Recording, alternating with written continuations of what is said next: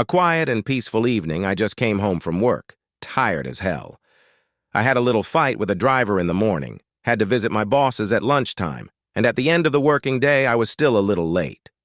A few cups of tea and a hot bath helped a little to remove all the negativity accumulated during the day. The sixth cup was already counted. I settled down modestly near the window, watching the nightlife of our village. Tomorrow is Friday. We can relax a little.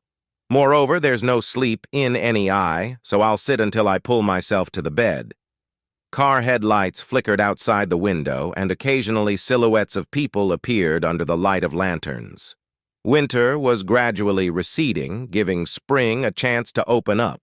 Rare, dirty snowdrifts formed sometimes bizarre figures. The snowmen, the lucky ones still left, looked like bizarre creatures. Pretty soon they will melt, and only twiggy arms and button eyes will be left. Everything is quite peaceful, even peaceful. I feel that sleep is slowly coming. I was just about to go to bed when suddenly something caught my attention, or rather, someone. The silhouette of a wheelchair user. He was slowly wheeling along the houses, looking seriously in front of him. I wondered where he was going. By the light of the streetlights, I could make out that it was an old man. Apparently, he was heading toward the intersection near my house. For what purpose? Unknown. Just stood on the curb and looked somewhere in the distance. What a strange old man, I thought to myself, and drifted off to sleep at last. The old wheelchair user just decided to take a little walk. Perhaps he lost his legs at that intersection, so he comes there for old memories. Again, why? Everyone has his own cockroaches in his head, so it's not in my interest to discuss anyone there. Besides, sleep is much more important than watching some old man. The next morning, there was an accident at the intersection. 2 cars hit nose to nose, failing to control themselves on the road. There were no survivors. Both went out through the windshields. Their faces were badly disfigured, badly scarred, as if chewed up, parts of skin and flesh hanging down in layers. It was strange enough that it could hardly have happened on a shard of glass. The whole situation with the accident was strange to me. It looked as if it had been set up on purpose. At the same time, the accident happened at the place where an old man in a wheelchair was standing yesterday, which is probably a coincidence. On my way back from work that afternoon, I met the old man again. He wheeled past me with his head slightly lowered so that I couldn't see his face, obviously in a hurry. His feet were covered tightly with a fluffy plaid. I stood for a moment, watching him, and as soon as the old man disappeared around the corner, I moved on. I don't know why, but I had a glimpse of something happening the next day. And indeed, they found the dead body of the school guard. He was lying near the gate, his face also turned into a bloody mess. The reason? He had slipped, and his face had been nibbled off by the dogs that ran near the school. That's when I really started to think. What if that old man was the killer? It sounds illogical, because how could such a helpless grandfather, confined to a wheelchair, do such things? Unless, of course, he's human. Was I going to follow him? There was no special desire, just browsing the internet for information about accidents and murders in our village.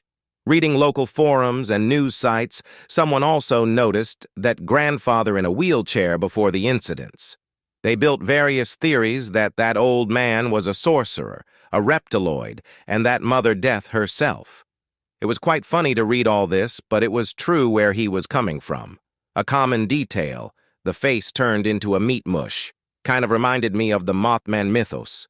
Except the problem is that grandfather is real. Many people have seen him, even witnessed those terrible events. Among the many posts found one who decided to follow that old man while still conducting a live broadcast. It is quite curious to see how the schoolboy tries to behave like a typical blogger who looks for various paranormal phenomena in abandoned places. And so it was here. The kid was just trying to get into the role, watching the strange grandfather, and so for practically an hour.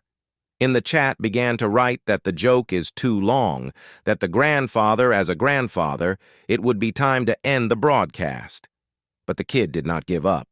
He decided on a desperate step, to come closer to the old man, to try to talk to him. Slowly and quietly, the kid approached the old man. Once at arm's length, the little operator raised his voice. "I beg your pardon, may I—" The grandfather leisurely turned toward the filmmaker, except that the broadcast failed.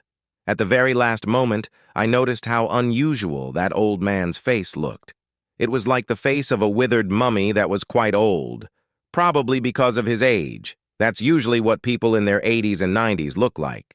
But there was one detail that made him different from ordinary people.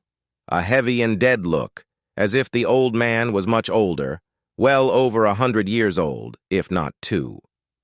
It was creepy in a way that gave me goosebumps all over my body. He seemed to look into his very soul, knowing that more than one pair of eyes was watching him. The thought flashed through my mind that the grandfather in the wheelchair might be visiting me too. You could say I disturbed his peace too. I don't believe in mysticism. Most likely, that broadcast was actually a setup, but for some reason I was wary of that grandfather. At times, when I caught him on the street, I tried to take detours to avoid his eyes. Every day, the number of tragic events was growing. Everyone literally freaked out. Rumors about the mysterious grandfather in a wheelchair became more and more. Someone even organized a hunt for him. But the success did not end. Grief hunters then found dead. Over time, few people dared to leave the walls of their home.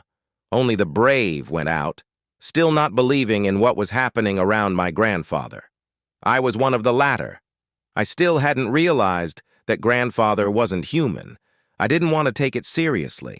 As long as it doesn't affect me personally, I'll go to work, to the store, and just for walks as usual. It would have gone on like that for a long time if it hadn't been my turn. On my way home from work, an old man blocked my way. He was staring at me intently, but due to the darkness of my eyes, I couldn't see him. I passed by, then the grandfather reached me again, blocking my path again. A shiver ran through me. Suddenly, I was curious to know who he really was. I plucked up courage and approached him carefully. "Good evening." My voice sounded not so confident, slightly trembling from fright. "Do you need something? And may I ask who you really are?" The old man looked at me with a heavy gaze. His lips stretched slightly in the semblance of a smile. He slowly lifted the plaid. A multitude of tentacles enveloped me, wrapping themselves around me tightly. The smile remained on the old man's face as I watched in horror as I was pulled into the darkness beneath his plaid. There was a chill and a strange odor, like sea breeze or cut grass. I was in a desperate situation, the tentacle gripping me tightly, preventing me from moving a finger. From beneath the plaid, a large mouth with many small needle-like teeth appeared. This was the end of me.